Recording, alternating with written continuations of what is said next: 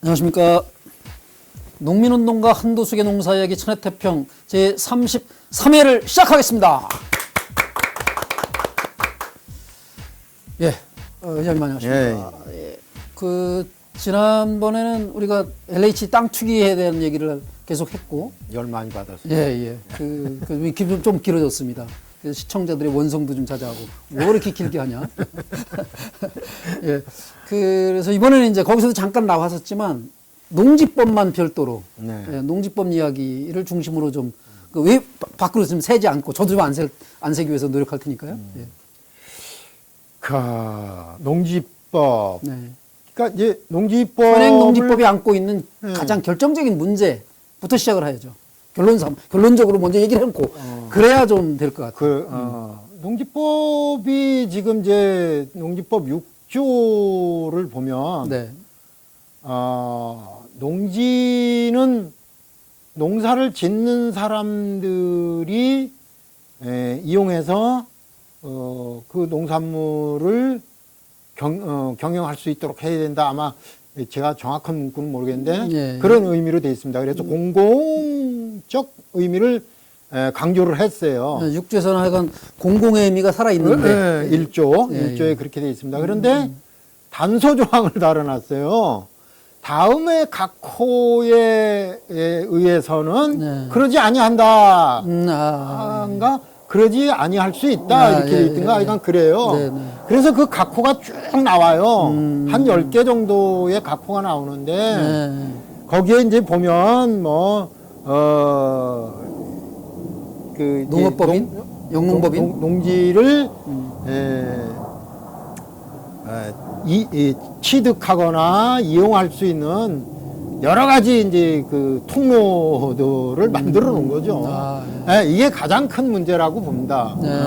농지법 6조가 가장 큰 문제다. 6조가. 이렇게 보여져요. 근데 이제 농지법은 누더기법입니다. 누더기법. 그러니까 아마 농지법이 만들어진 이후에 법이 만들어진 이후에 48년 법이 만들어진 이후에 가장 많은 손질을 한 법이 농지법일 것 같아요. 개정되는 게 좋은 쪽으로 농민들에게 좋은 쪽으로 개정된 게 아니라 계속 개혁이 현실론이죠, 현실론. 그러니까 제가 의장할 때 모 장관이 독대를 하면서 농지를 다 규제를 풀었으면 어떨까? 이런 얘기를 해요. 농림부 장관이. 자기가 농촌에 다녀보면 이 제한된 농지를 좀 해제를 해주면 재산권을 행사하는데 유리하겠다. 뭐 그런 사람들이 있죠. 서로 있죠. 근데 그 사람은 그것만 들려. 그래서 나한테 그런 제안을 했던 거예요. 그래서 내가 한 나라의 농림축산을 책임지고 있는 장관이 너무 천박한 거 아니냐. 이랬더니 뭐 장관한테 천박하다고 그래서 밥상 대리차고 나온 경험이 있는데. 근데 전농의장을 그 장관실에 부를 정도면 그래도 그냥 괜찮은 장관이었을 것 같은데요. 아예 만나주지도 않잖아, 보통 웬만한 장관들이. 그렇죠. 그래도 이제 그 당시에 그 사람은 이제 다른 쪽에 있다가 이 농림 부분을 맡아서 한번 해보겠다고 자천을 해서 장관이 된 케이스라서 조금은 이제 그리고 이제 또 그 보좌관 뭐라 그래 비서라 그래나 보좌관이라 그래나 하여간 그쪽에 있는 라인들도 이제 우리 쪽에 있는 사람을 데려다 쓰고 이제 그 정도면 이랬어요. 근데 그랬는데도 그런 사람조차도 이제 그러니까 자유민주주의라는 그 기조 아래 판단을 하니까 그렇게 될 수밖에 없는 거죠. 그러니까 아까 이제 먼저 편에서도 얘기했지만 농지라는 것이 농민들에게 그렇게 통한의 것이었고 그런 그 어떤 정서 이런 거는 무시해버리는 상태에서 그렇게 얘기하니까 얘기가 안 될 수밖에 없는 거죠. 근데 그게 이제 차츰 그렇게 가는 거예요. 농민들도 땅을 좀 팔고 싶은데 네. 농지로 사용할 사람에게만 팔 수 있지. 그렇지 않은 사람한테 도외지에 사는 사람한테 못 파니까. 못 파니까 농지법이 자꾸 그런 걸 바뀌는 거예요. 핑계로다. 그리고 그것들 편법으로 이제 또 그 밑에 이제 시행령, 시행 규칙 이런 것들이 있잖아요. 예. 그러니까 그런 것들을 통해서 이렇게 막 돌려치기도 하고 빠져나갈 구멍들은 계속 생기는 거예요. 어떻게 된 거냐? 헌법 경제유전 원칙. 121조입니다. 네. 121조에 경제유전의 원칙이 조항이 있는 거죠. 네, 네. 거기 이제 1항은 농지는 네. 농업을 영위하고 네. 농업을 통해서 생산을 하고 네. 그것으로 영위를 목적으로 하는 자에게 소유한다. 뭐 이런 네, 네, 돼 있죠. 네. 이게 굉장히 원래 법률 문구는 좀 어렵습니다. 네. 근데 그게 1항이에요. 네. 2항에 예외를 뒀어요. 네, 네. 예외를 둬서 공공의 목적에 부합하는 뭐 이런 거 이제 이게 발생하면 농지를 강제로 이제 국가가 뭐 한다든지 네. 이렇게 할 수 있다. 이렇게 돼 있는 거예요. 소유권을 제한하면서. 그렇죠. 그래서 이제 이 항이 발전을 하는 겁니다. 그 1항에 소작을 금지한다. 이렇게 돼 있어요. 그런데 그 밑에 2항은 이제 그러니까 그 소작을 금지하기 때문에 소작이라는 말은 안 쓰죠. 빌려준다라는 뜻으로 쓰죠. 임대차.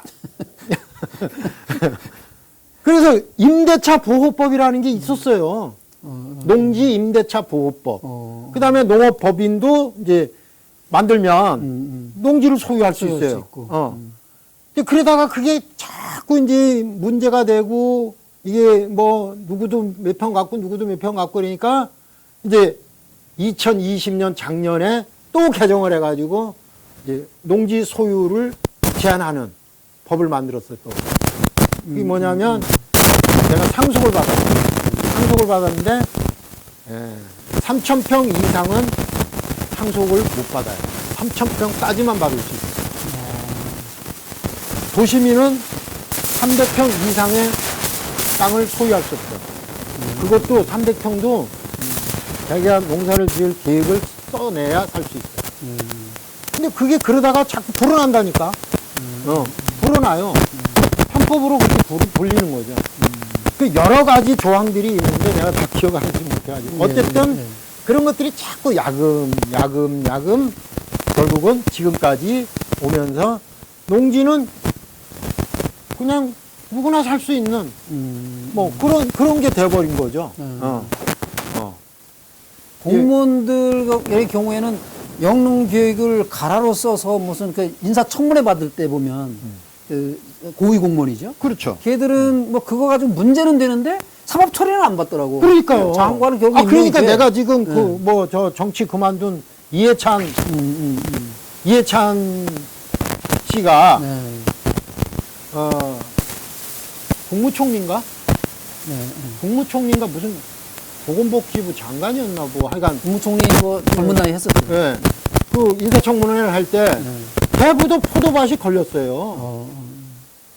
근데 무게요. 나 이거 농사 질 거다. 아니 나란 일도 바쁘신데 무슨 농사를 지어?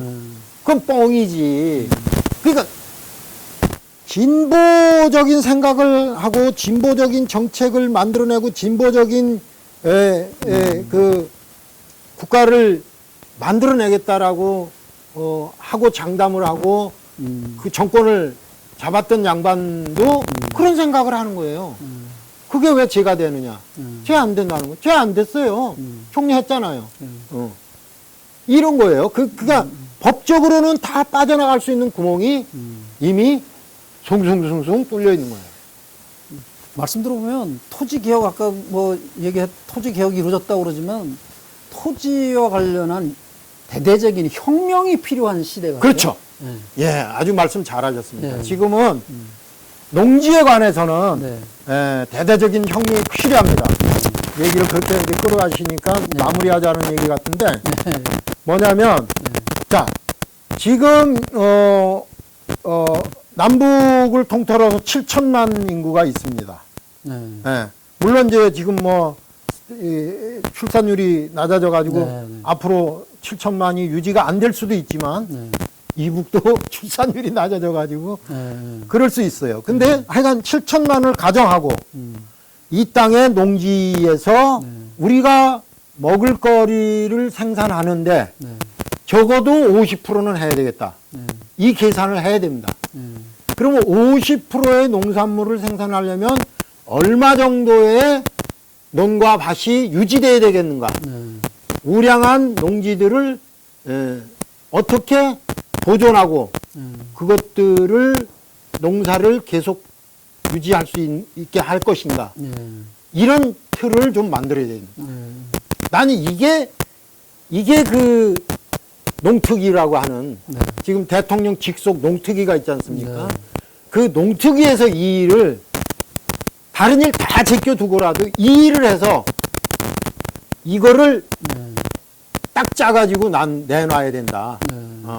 이거 몇 년에 되는 일이 아니에요. 그러니까 차기 정부에서라도 농특위는 이 일을 해야 된다. 이 일을 해서 반드시 이 땅의 농사가 다시 국민들에게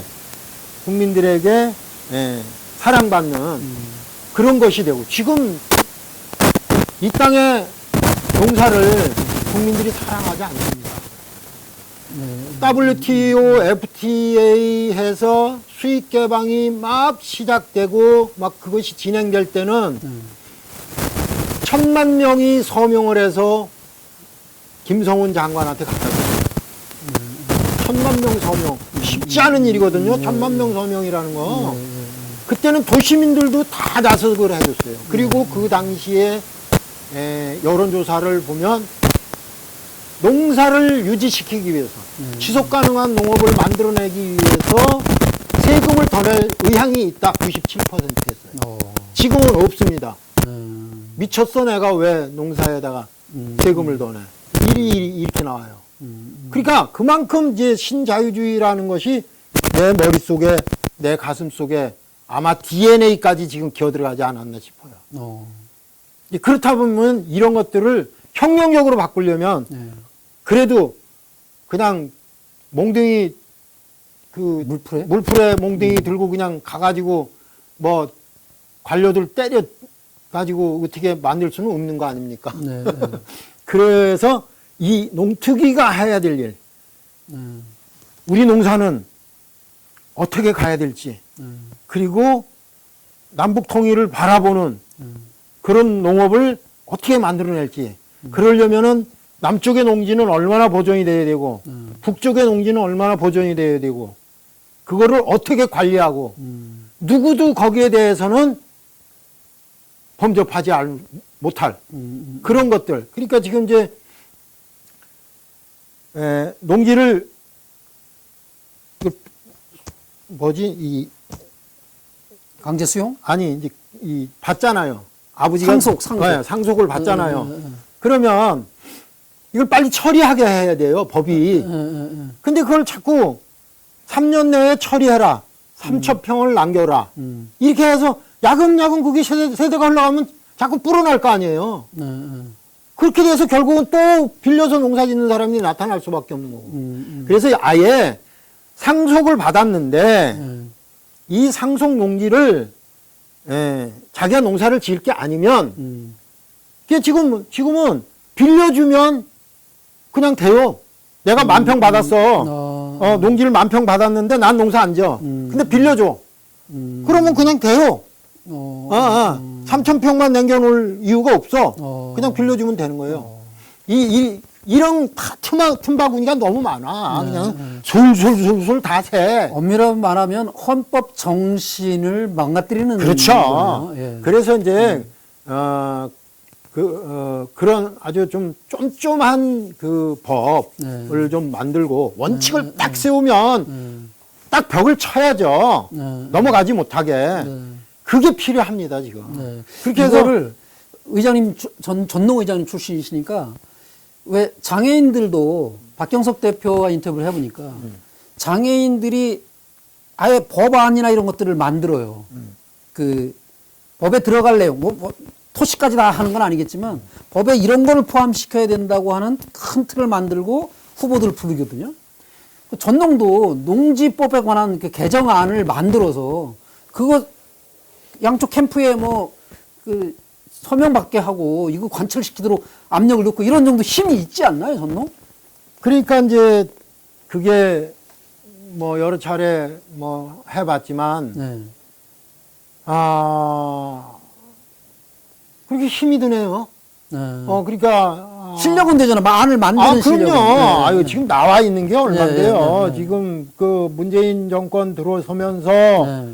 헌법 개정안 나왔었잖아요. 예, 예. 그때 단서조항 두 번째 거를 띄워버리려고 그랬어요. 네. 거기다가 두 번째 단서조항에다가 네. 식량 주권. 식량 주권을 거기다 넣으려고 그랬던 거예요. 네. 근데 그거를 건국대 한상희 법 전문 교수 해가지고 해서 국회의원들 불러다 놓고 이거 열고 집어넣었어요. 근데 문재인 정부고 뭐고 그 헌법 개정 자체가 안 돼버리고 나중에 문재인 정부 거를 보니까 거기다 말 한마디 넣는 거야. 지속 가능해야 된다. 농업은 지속 가능해야 된다. 요거 한마디 들어간 거야. 정부안. 그것도 이제 폐기된 거죠. 못하잖아요. 못해요. 왜 못하는지. 글쎄 국회의원들, 농해수위원들 다 앉아서 이구동성으로 농해수위 가면 여당, 야당 별로 없어요. 농업 문제에 한해서는 입이 다 맞아요. 그런데 안 돼요. 어디가 벽일까요? 예, 벽이 있습니다. 그 벽이 있기 때문에 그런 거예요. 그래서 예. 지금 이제 그런 법들을 아주 훌륭한 헌법 정신을 헌법 정신 유지하는 그다음에 지금 세계적 추세로 가고 있는 식량 주권이라고 하는 이 문제를 이 식량 주권이라고 하는 이 문제는 뭐냐면 재작년에 유엔이 농민 권리 선언이라는 걸 했어요. 혹시 아십니까? 전에 한번 말씀하셨고 그래요? 그 농민 권리 선언을 별도로 한번 다뤄봅시다. 그럴까요? 네. 굉장히 어려워요. 쉽게. 그래서 농민의 권리가 무엇인가를 헌법 정신에 담아줘야 됩니다. 그거 하고 그 다음에 이제 거기에 따르는 법률을 대대적으로 손을 봐야 됩니다. 그래서 땅이 하여간 이게 농사를 짓지 않는 사람이 땅을 가지고 있어. 그러면 이거를 국가가 사들여. 사들여. 국가가 사들이는 겁니다. 국가가 사들여서 필요한 농민에게 50년 임대, 30년 임대 이런 식으로 해줘야지.